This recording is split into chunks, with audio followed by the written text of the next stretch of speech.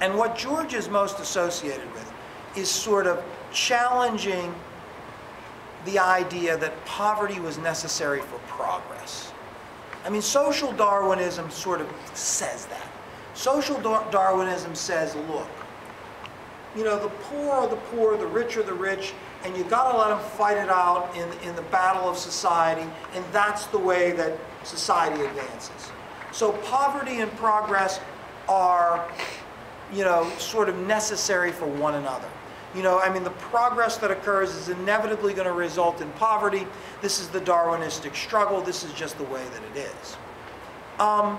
George is going to challenge that. He's going to challenge that poverty is necessary for progress. And what George argues is that really what results in wealth more often has nothing to do with the wealthy.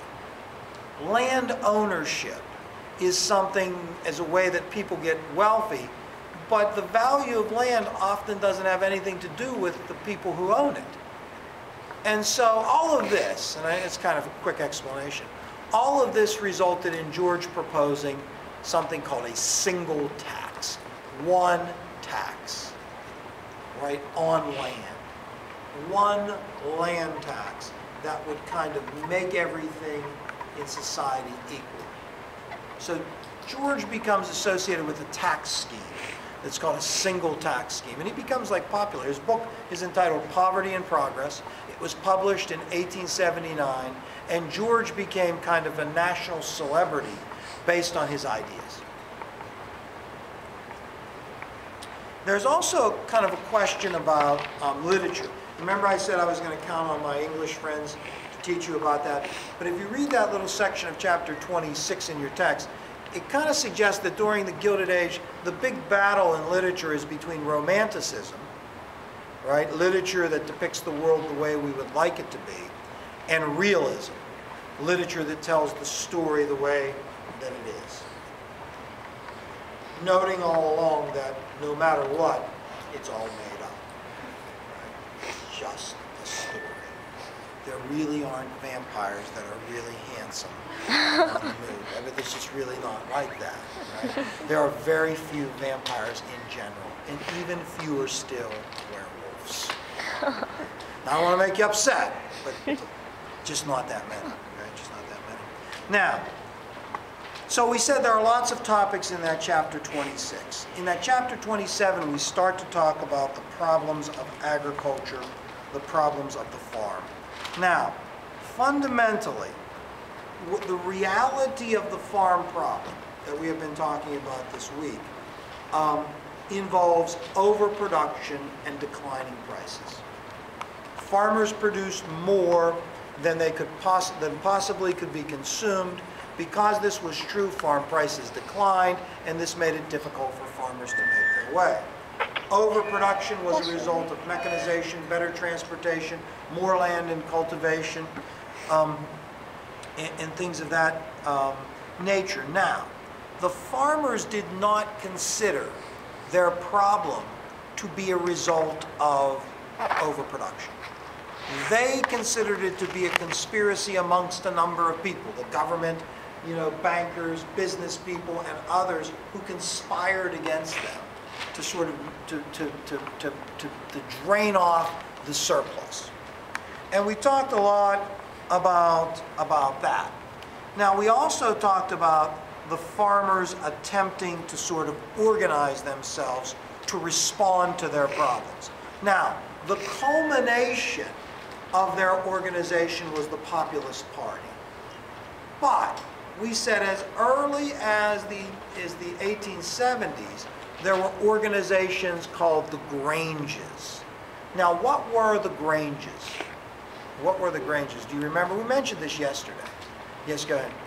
There were groups of farmers who like held social activities and then thought they could impact prices like to benefit them. Yes, so the Granges were like clubs, right, that formed for the purpose of, you know, socialization, but eventually trickled into economic issues and then into political issues. You even read about something called Granger laws, laws that the Granges pushed on the state level in order to remedy problems that farmers thought were difficult for them. And some of it had to do with railroad regulation. Some of the railroad regulation that's discussed in the book came from the Granges. But the Granges eventually gave way to the alliances, and the alliances were similar to the Granges, only larger, more far-reaching, and maybe more active in economic issues. And you had the National Alliance, was basically the West, the plains. And you had the Southern Alliance, which was in the South, obviously.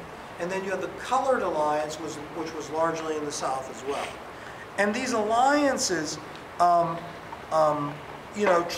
to get into negotiating with railroads and grain elevators and getting together for mutual benefit. The alliances, to me, are similar to labor unions and trusts.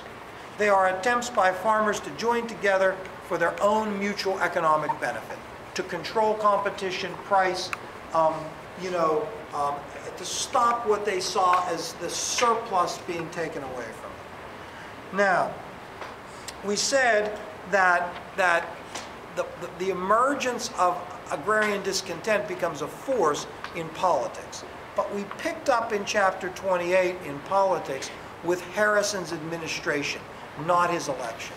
Remember, we said that Harrison was elected in 88, he took office in 89, and with him a Republican House, a Republican Senate, and that Republican House and Republican Senate pushed forward an agenda that involved a number of pieces of legislation, and collectively that agenda was called the $1 Billion Congress.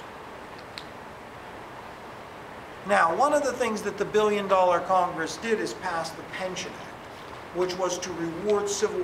Why would it make sense that the Republican Party would take action to reward Civil War veterans, Samantha? Because most of the Republicans were involved. Well, the Republican Party tended to attract Civil War veterans. Attention students, the activity buses will be arriving shortly. Please report to the planetary message to sign up for your buses. Like 15 minutes waiting to do that announcement. See how happy she's played that. Yes. All right, now.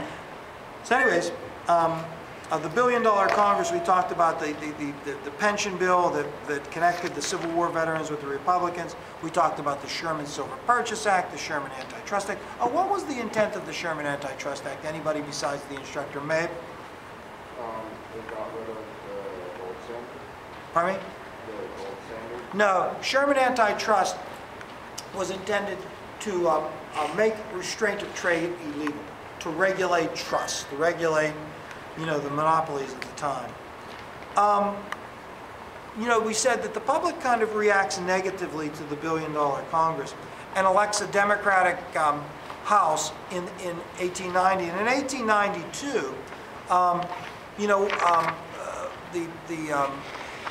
1892, a Democrat, Grover Cleveland, is elected again to the presidency.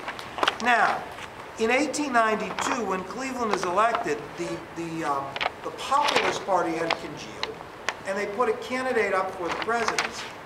And that candidate was James Weaver. So in the election of 92, it was Harrison versus Weaver versus Cleveland, and Cleveland wins the election. Now, remembering that in that election, 92, and in the previous election, 88, probably the biggest issue was tariffs. In the election of 96, the next election, rather than being tariffs, the biggest issue is going to be what? We talked about it today. The 96 election, the issue is what? Go ahead, Meredith. Money, like gold and silver. Free and unlimited coinage of silver, currency expansion, expanding the money supply with silver. Now, in that same year that there was the election of 92 was the Homestead Strike. And we talked about that fairly extensively, the Homestead Strike and what had occurred. But that actually was a part of that election. The Democrats said that the Republicans were the party of high tariffs and high fences because of the Homestead Strike. And the Populists tried to connect to the Homestead Strike too by putting in their platform the elimination of the Pinkerton Army. Remember, we said they tried to reach out to working people in a number of ways to unite in one party. Now, we said that after that election, the Panic of '93 hits, and when the Panic of '93 hits, Cleveland